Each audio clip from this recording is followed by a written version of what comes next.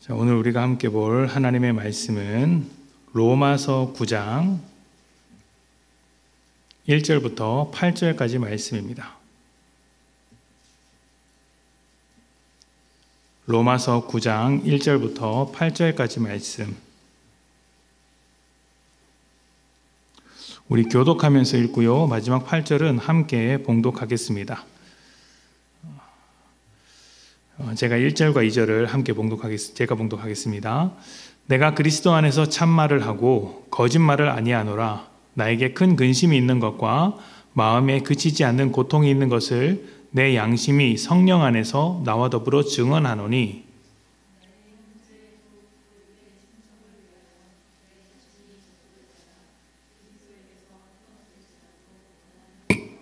그들은 이스라엘 사람이라. 그들에게는 양자됨과 영광과 언약들과 율법을 세우신 것과 예배와 약속들이 있고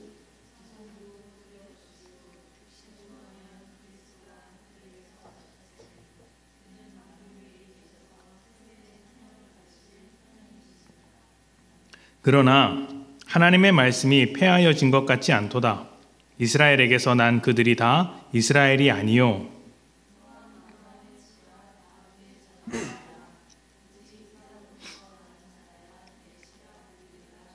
함께 읽습니다. 곧 육신의 자녀가 하나님의 자녀가 아니요 오직 약속의 자녀가 씨로 여기심을 받느니라. 아멘. 자, 오늘 말씀은 이제 바울의 간절한 마음을 표현하는 것으로부터 시작이 됩니다. 1절에 보면 내가 그리스도 안에서 참말을 하고 거짓말을 하지 않는다라고 이야기를 시작하는데요. 이 말은 법정에서 사용하는 말입니다. 법정에서 증언하기 위해서 내가 정확하게 이야기를 한다. 법정에서 말하듯이 증언한다라고 할 때 사용하는 말이죠. 아주 진실된 마음으로 정직하게 지금부터 내가 정직하게 이야기를 한다는 것이죠. 자, 그러면 무엇에 대하여 정직한가? 무엇에 대하여 말하고 싶어 하길래 이렇게 정직을 강조하고 정확함을 강조하고 법정에서 증언하듯이 말을 꺼내는가? 이스라엘에 대한 이야기를 하고자 하는데 이제 바울이 그 당시에 당하고 있었던 이제 여러 가지 오해와 이제 거짓말 때문에 이런 이야기를 하는 것입니다. 당시에 바울은 이제 복음을 전하면서 유대인들에게 있어서 바울은 율법 폐기론자, 그러니까 율법을 쓸모없는 것으로 여기는 사람으로 여겨졌고 또 민족의 반역자라는 오해를 받기도 했습니다. 그동안 우리가 로마서에서 보듯이 바울은 율법과 할례만으로는 하나님의 백성이라 할 수 없다. 구원받은 하나님의 백성이라 할 수 없다라고 강조를 했습니다. 왜 그렇습니까? 율법을 가지고 있더라도 할례를 받았더라도 결국 죄의 지배 아래 있기 때문이죠. 그래서 너희가 아무리 율법을 가지고 그 율법을 잘 지키려고 해봐야 율법으로도 죄를 짓는다. 이런 이야기를 하고 싶었던 것입니다. 그렇기 때문에 우리에게 필요한 것은 하나님의 새로운 복음이고 예수께서 새로운 복음으로서 우리에게 오사 우리가 구원받을 수 있는 길을 열어주셨다는 것이 바울의 이야기였습니다. 우리가 잘 알고 있는 복음이죠. 그런데 이것이 유대인들 입장에서는 율법도 무시하고 자기 민족도 무시하는 것처럼 보였던 것입니다. 게다가 바울은 복음을 전하기 위해서 이방인들과 아주 가깝게 지냈습니다. 유대인들의 입장에서 볼 때는 할례도 받지 않은 저 이방 민족은 하나님의 백성도 아니고 거룩하지도 않습니다. 부정한 사람들이죠. 그런 사람들과 자주 접촉한다는 것은 자신도 거룩하지 않다는 것입니다. 그래서 이방인들과 선을 긋고 이방인들이 유대인 무리에 들어오려면 나름대로 이렇게 할례를 받던가 결례 의식을 정결 의식을 치루어야 하는데 바울은 그런 의식 없이 그냥 만나고 식사하고 교제하더라는 것이죠. 이런 것을 보니 유대인들의 입장에서는 거룩한 것을 부정한 것에게 갖다 바치는 아주 악한 사람으로 보였던 것입니다.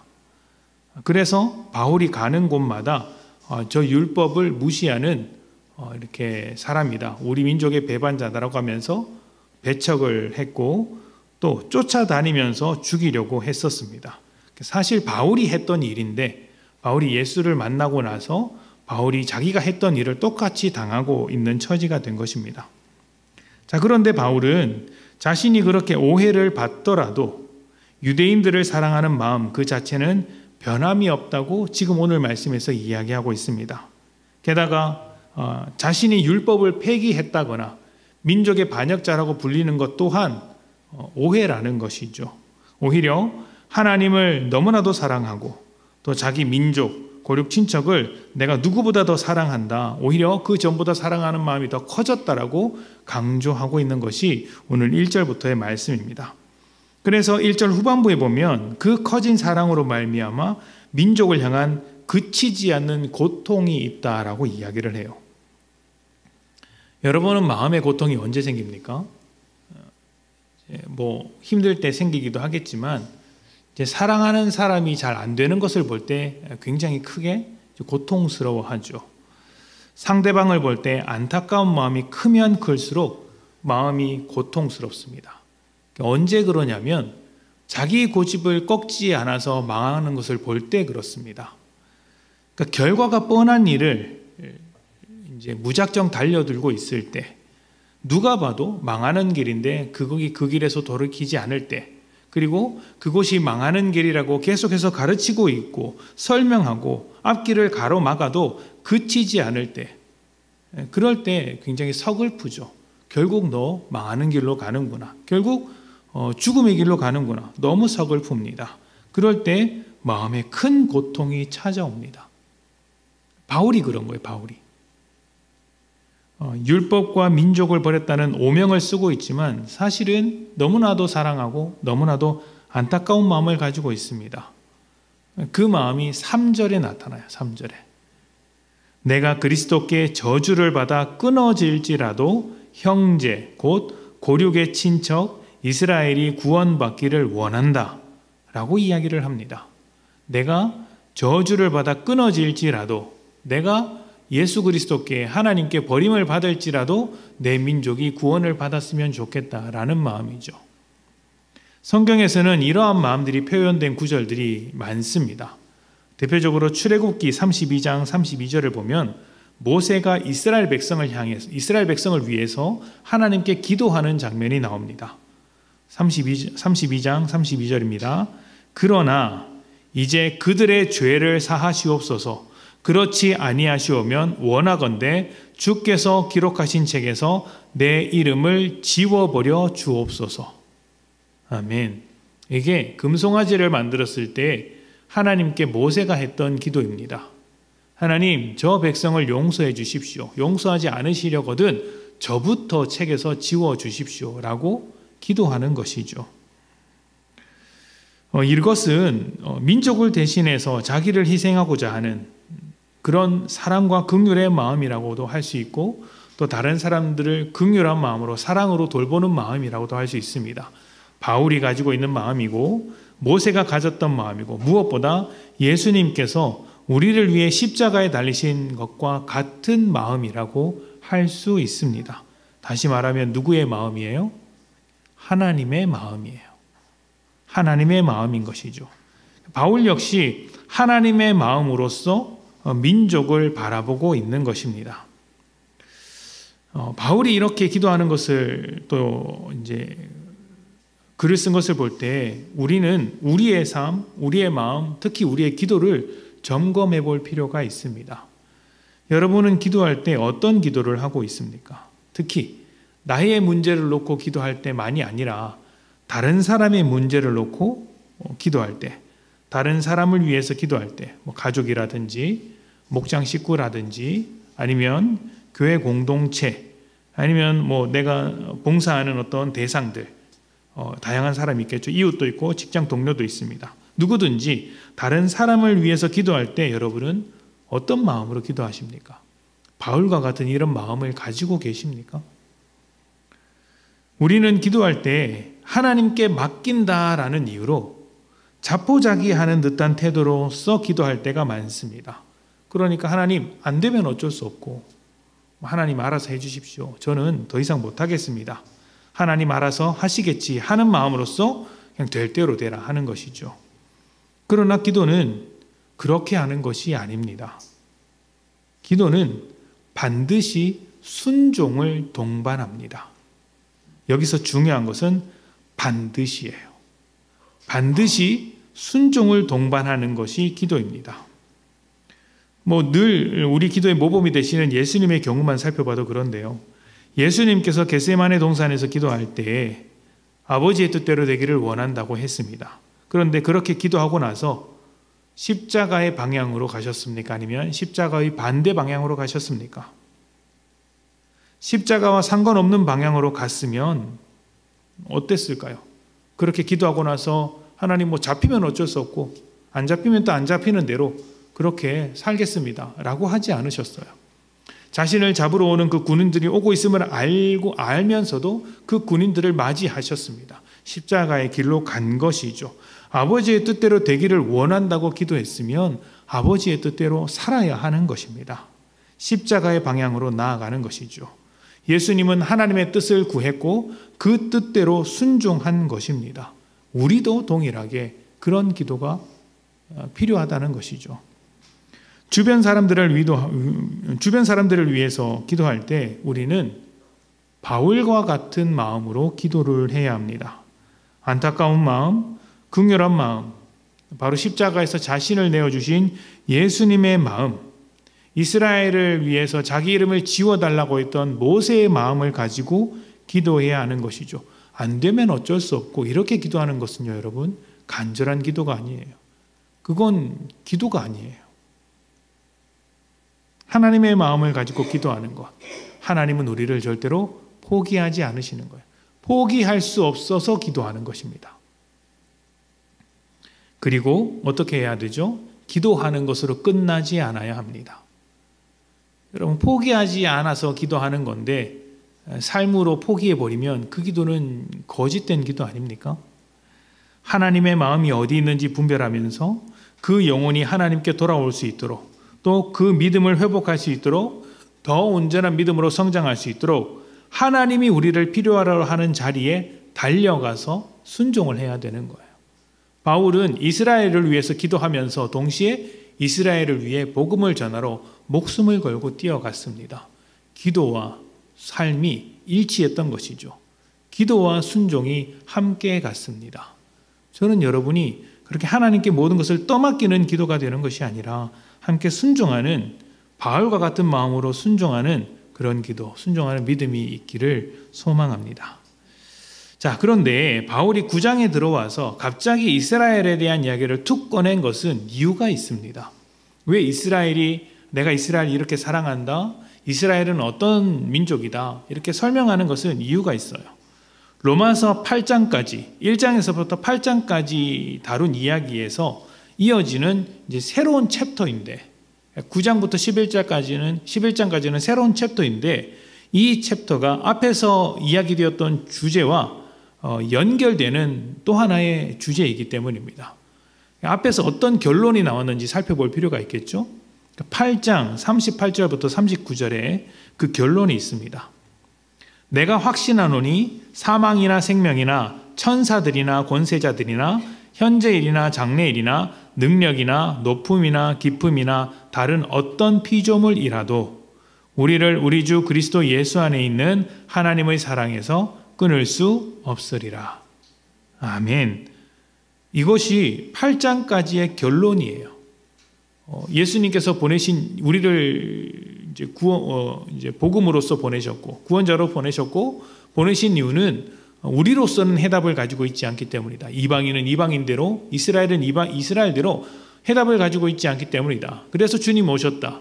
그 주님을 통한 하나님의 사랑으로부터 우리를 끊어낼 수 있는 것이 아무것도 없다. 결론을 딱 내렸죠.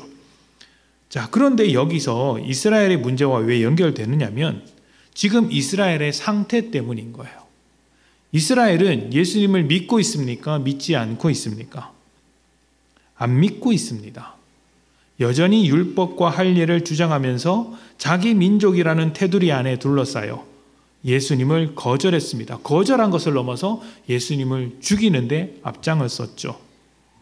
바울이 안타까워한 것도 바로 그런 의미입니다. 4절부터 5절에 그 안타까운 이유가 나오는데요. 이렇게 이야기를 합니다. 그들은 이스라엘 사람이라 그들에게는 양자됨과 영광과 언약들과 율법을 세우신 것과 예배와 약속들이 있고 조상들도 그들의 것이요 육신으로 하면 그리스도가 그들에게서 나셨으니 그는 만물 위에 계셔서 세세에 찬양을 받으실 하나님이시니라. 아멘. 바울이 안타까워한 것이 무엇이냐면 이스라엘만이 하나님께서 활동하신 그 역사를 가지고 있다라는 것입니다.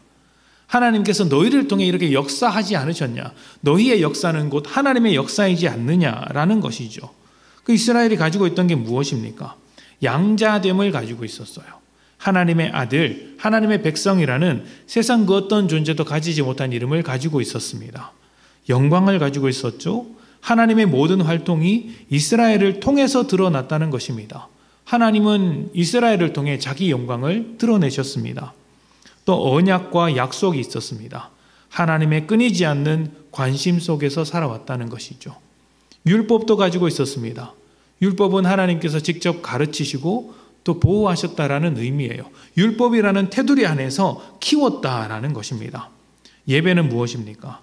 하나님과 밀접한 관계 속에서 살았다. 하나님과 늘상 교제하는 삶을 허락받았다라는 것이고요. 마지막 조상들도 그들의 것이요 육신으로 하면 그리스도가 그들에게서 나셨다 하는 것도 하나님의 모든 활동과 하나님의 모든 역사가 이스라엘을 통해서 이루어졌다. 이스라엘은 그 하나님의 모든 일하심을 가지고 있었다.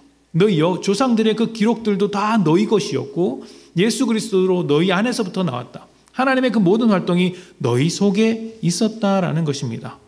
그러니까 아무도 누릴 수 없고 아무도 경험해보지 못한 은혜인데 지금 이스라엘은 어떻습니까?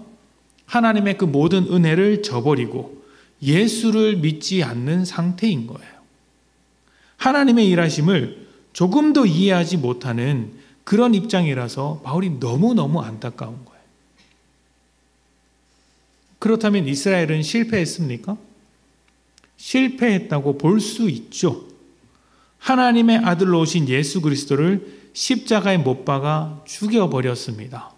하나님의 백성이 하나님의 아들을 죽였고 하나님을 더 이상 하나님으로 생각하지 않았습니다. 예수님께서 이것을 포도원의 비유로서 설명한 적이 있었어요. 너희는 나의 일꾼인데 내가 다른 종들을 보내고 했는데도 그 종들을 박해하고 죽이기까지 했다. 그런데 내 아들을 보내면 내 말을 듣겠거니 했는데 그 아들도 죽여버렸다라는 것이죠. 이스라엘이 그렇게 했습니다. 완벽한 포도원 주인에 대한 완벽한 반역자고 이스라엘도 완벽한 실패자, 하나님께 대항한 완벽한 반역자입니다. 자, 그런데 여기서 이상한 점이 생깁니다. 이상한 점이 생기는 거예요. 이스라엘이 하나님의 백성이고 그들을 위해 하나님께서 약속해 주셨습니다. 그런데 이스라엘이 예수님을 거절한다면 이스라엘은 구원을 받을 수 있습니까? 없습니까? 구원을 받지 못하겠죠? 예수를 통해서만 구원을 받을 수 있으니까. 율법으로는 안 되니까. 구원을 받지 못합니다. 그러면 이스라엘이 하나님의 약속을 받았는데도 불구하고 예수를 믿지 않아서 구원을 받지 못한다면 처음에 하셨던 하나님의 약속은 지킬 수 없는 약속이 아니었냐는 거예요. 게다가 이 문제는 예수를 통해 우리에게 주신 약속과도 관련이 있어요. 이스라엘에게 약속을 하신 하나님께서 그 약속을 지키지 못하신다면 예수를 통해 우리에게 하신 그 약속은 지키실 수 있겠냐는 겁니다. 자기 약속을 지키지 못하는 하나님을 우리가 어떻게 신실하다고 말할 수 있으며 어떻게 우리가 신뢰할 수 있고 믿을 수 있다는 말인가? 예수를 통해서 구원을 받는 게 가당키나 한가? 이런 질문을 던지는 것이죠. 결국 하나의 질문으로 모아집니다. 하나님은 과연 자신의 약속을 신실하게 지킬 수 있는 하나님이신가? 자신의 약속을 온전히 이룰 수 있는 믿을 만한 분이신가? 라는 것이죠. 로마서 9장 6절부터 8절에 이렇게 이야기를 합니다. 바울이 대답하는 거예요. 그러나 하나님의 말씀이 폐하여진 것 같지 않도다. 이스라엘 백성이 실패한 것 같은데 자기의 위치를 제대로 누리지 못하고 예수를 십자가에 못 박는 자리까지 갔고 믿지 않는데 그래도 하나님의 약속이 폐하여진 것 같지 않다. 실패한 것 같지가 않도다. 이스라엘에게서 난 그들이 다 이스라엘이 아니요 또한 아브라함의 씨가 다 그의 자녀가 아니라 오직 이삭으로부터 난 자라야 내 씨라 불리리라 하셨으니 곧 육신의 자녀가 하나님의 자녀가 아니요 오직 약속의 자녀가 씨로 여기심을 받느니라. 아멘. 자, 우리가 이제 오늘부터 해서 11장까지 이제 새로운 챕터에서 이야기를 다뤄볼 텐데 오늘은 기초 작업만 할 겁니다. 그래서 길지 않게 이런 것이 있구나라는 것만 이제 잡고 갈 텐데요. 6절에 보면 이렇게 이야기합니다. 하나님의 말씀이 폐하여질 것 같지 않다. 다시 말하면 이스라엘의 실패로 인해서 하나님의 약속이 무너진 것 같아 보이는데 하나님의 약속과 말씀이 실패하지 않았다라고 선언을 하고 있는 거예요.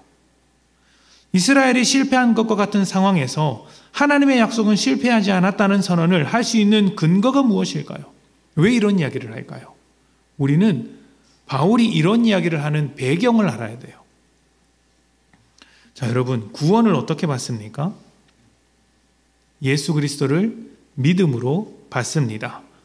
그런데 바울이 그 믿음은 누구로부터 온다고 지금까지 설명을 했습니까? 로마서를 지금까지 꾸준히 들으셨다면 답이 탁 나와야 됩니다. 우리가 예수를 믿는데 그러면 우리가 예수를 믿는 그 믿음은 누구로부터 나오는 거예요? 나로부터 나오는 겁니까? 하나님으로부터 나오는 겁니까? 여기까지 이야기했으면 답을 이야기할 만합니다. 누구로부터 나옵니까? 나로부터 나옵니까? 하나님으로부터 나옵니까? 감사합니다. 좌절할 뻔했어요. 하나님으로부터 나오는 거예요. 하나님으로부터 오는 믿음입니다. 로마서 1장 17절. 복음에는 하나님의 의가 나타나서 믿음으로 믿음에 이르게 하나니 기록된 바 오직 의인은 믿음으로 말미암아 살리라 함과 같으니라. 아멘. 자, 여기서 우리 기억나죠? 믿음으로 믿음에 이르게 한다라는 것은 하나님의 신실하심이 우리의 신실함을 만들어낸다. 하나님의 충실하심이 하나님을 향한 우리의 충실함, 충성됨을 만들어낸다라는 이야기라고 말씀을 드렸습니다. 그러니까 사람의 행위로서는 죄의 지배를 벗어날 수 없기 때문에 하나님께서 하나님으로서의 역할을 다하시며 우리를 구원해 내셨다라는 것이죠. 여기에 우리의 역할이 있습니까? 없습니다. 조건이 붙습니까? 조건이 없어서 은혜라고 하지 않습니까? 조건이 있다면 그 조건은 우리에게 있는 것이 아니라 하나님께 있죠. 하나님께서 우리를 사랑하시는 것이 조건입니다. 하나님이 조건이 되어서 우리에게는 결과만 주신 거예요. 그런데 이것이요, 인과율이라는 법칙에 너무나도 익숙한 원인과 결과, 조건과 결과라는 어떤 원리에 너무나도 익숙한 우리에게는 낯선 것입니다.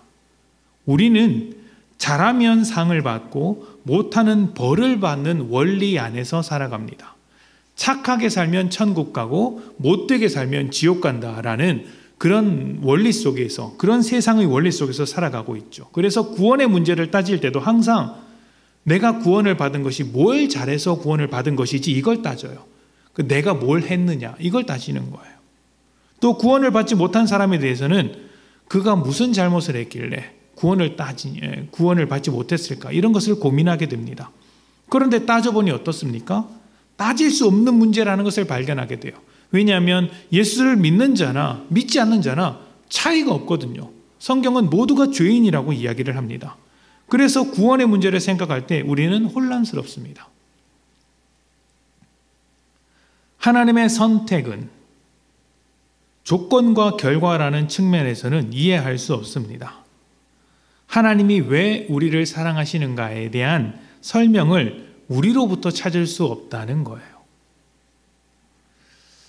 우리의 구원은 이 조건과 결과가 반대로 되어 있습니다. 조건이 갖추어지면 결과가 오는 것이 아니라 결과가 와서 조건을 만들어내는 거예요. 이것은 세상에서 찾아볼 수 없는 원리입니다.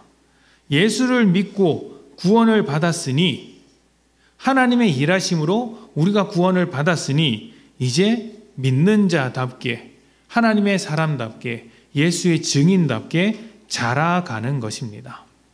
이것을 설명하기 위해서 하나님은 출산하는 과정을 많이 설명하셨어요. 너희가 나의 자녀다, 내가 너를 낳았다, 이런 표현들이 다 그런 표현들이죠. 자녀를 낳고 기르는 과정을 한번 생각해 보십시오. 자녀가 부모의 자녀가 되는 데는 아무런 조건이 없습니다. 여러분의 자녀가 여러분의 자녀가 된 이유가 있습니까? 자녀가 뭐 돈을 많이 벌어와서 내 자녀로 삼았습니까? 아니면 뱃속에서부터 아주 훌륭해서 인격적이라서 여러분의 자녀로 삼았습니까? 아닙니다. 태어나고 보니 내 자녀인 거예요. 자녀가 해야 될 일은 없었습니다. 그러면 그 자녀가 나의 자녀가 된 것은 누구 때문이에요? 부모 때문이에요. 부모가 자녀를 낳았기 때문입니다. 부모가 자녀를 낳았고 부모의 결심만 있는 거예요.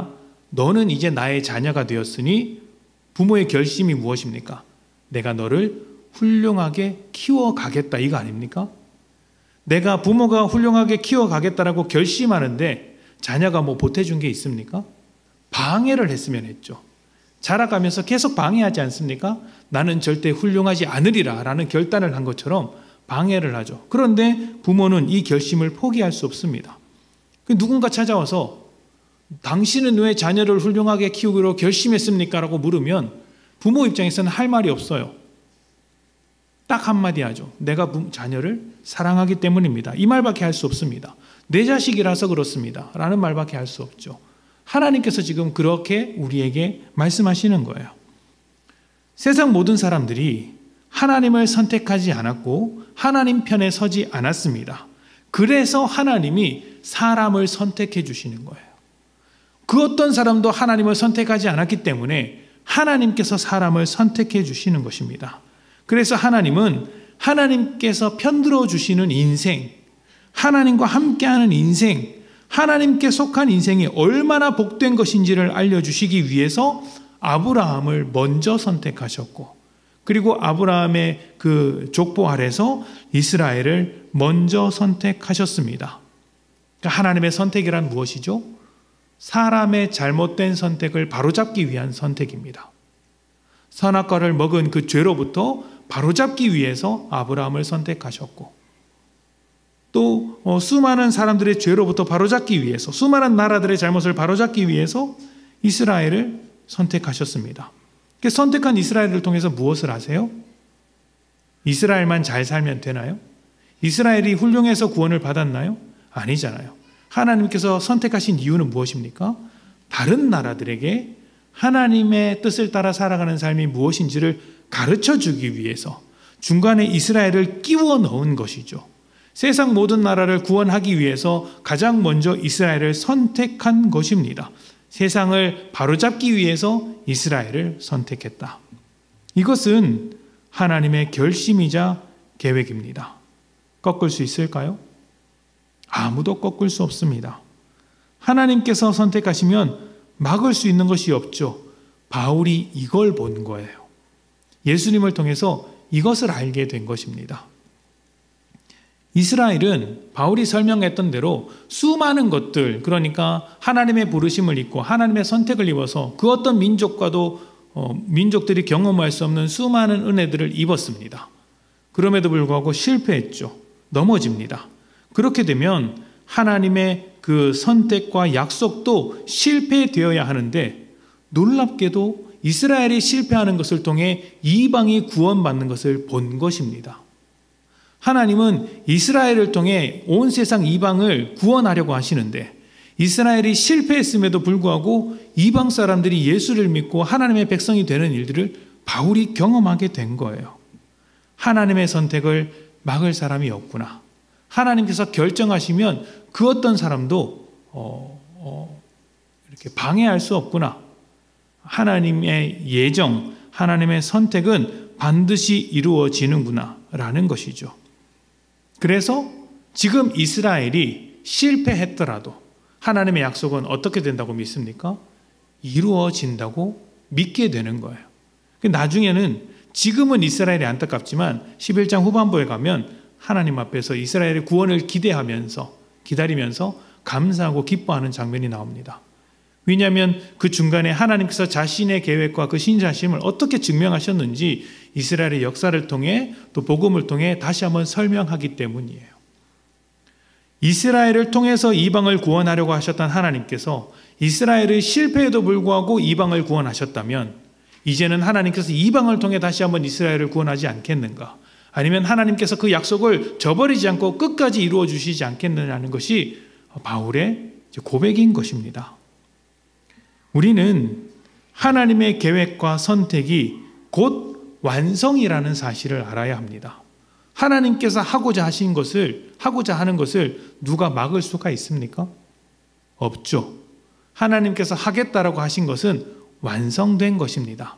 그런데 하나님은 완성된 이후에 과정을 만들어 가세요. 여러분, 이것을 시간적인 순서라고 생각하지 마세요. 시간적으로 생각하면 이게 이상해요. 완성이 되었으면 과정이 필요가 없잖아요. 그런데 하나님은 완성을 시켜놓고 과정을 만들어 가겠다고 말씀하시는 거예요. 너희가 하나의 자녀라는 것을 확실히 해놓고 그 자녀답게 만들어 가겠다. 이렇게 이야기하는 것이죠. 예수 그리스도라는 완성이 우리에게 있고 그 과정 속에 이스라엘도 있고 교회도 있는 것이죠. 결과가 먼저고 과정이 나중이라는 것입니다. 그렇다면 여러분, 우리의 인생도 어디 위에 있겠습니까? 이미 완성된 과정 속에 있는 거예요. 이것이 우리에게 어떤 소망이 되는지 아십니까? 완성을 위한 과정이 아니라 완성을 해놓고 과정을 만드는 것이기 때문에 이 과정이 때로는 더디고 지치고 부족해 보여도 내 모습이 지금 약해 보이고 쓰러져 있고 주님을 잘 따르지 못하는 모습과 같이 보여도 지금 이스라엘과 같이 하나님의 모든 은혜를 상실해 버린 것과 같은 삶을 실패하는 삶을 살고 있더라도 무엇을 기대하게 만들어요? 이미 완성하신 하나님을 바라보며 더욱더 성장해 갈 것을, 이 실패를 바꾸어 하나님의 약속을 완성시켜 가실 하나님의 은혜를 바라보게 되는 것이죠. 이 과정을 살아가는 것이 얼마나 복된 것입니까? 믿음으로 살아가는 것이 답이 안 보일 때가 있어요. 지금 당장 우리 눈앞에만 보기 때문에 답이 안 보일 때가 굉장히 많죠. 또 우리는 세상에게 너무 익숙해져 있기 때문에 이런 과정들이 차곡차곡 잘 쌓여야 뭔가 좋은 완성이 될 것이라고 생각하는 경우가 많아요. 그런데 지금 믿음으로 살지 않는 모습을 보면 어때요? 불안하기도 하고 결국 내가 하나님으로부터 나가게 될까? 아니면 내 자녀가, 내 가족이 구원을 받지 못할까?